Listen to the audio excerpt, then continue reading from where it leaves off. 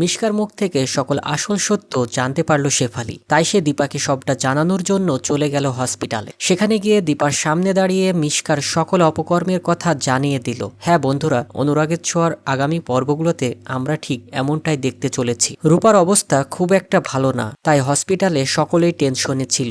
আর অপরদিকে মিশকা ছিল ভীষণ আনন্দে, তাই সে তার ছেলেকে নিয়ে নিজের সব কুকীর্তির কথা বলছিল। কিন্তু মিশকা বুঝতে পারেনি বাড়িতে সে একা নেই, সেখানে শেফালিও আছে। তাই শেফালি আড়াল থেকে মিশকার সকল অন্যায়ের কথা শুনে ফেলে। শেফালি বুঝতে পারে রূপার এত বড় ঘটনার জন্য মিশকাই দায়ী। অন্যদিকে হসপিটালে দীপা কাউকে ছেড়ে কথা বলে না। দীপা সহ সকলেই সেখানে সূর্যকে দায়ী করে রূপার এই অবস্থার জন্য। মিশকার কথা মতো পুলিশ অফিসার হসপিটালে যায় রূপাকে দেখতে, কিন্তু মিশকা এটা বুঝতে পারে না এবার সে নিজের জালে নিজেই ফেসে যাবে। হসপিটালে সবাই যখন ভীষণ চিন্তার ভিতরে ছিল, ঠিক তখনই সেখানে শেফালি এসে হাজির হয়। শেফালি দীপাকে বলে, দিদিমণি, রূপার এমন অবস্থা কে করেছে সেটা আমি জানি।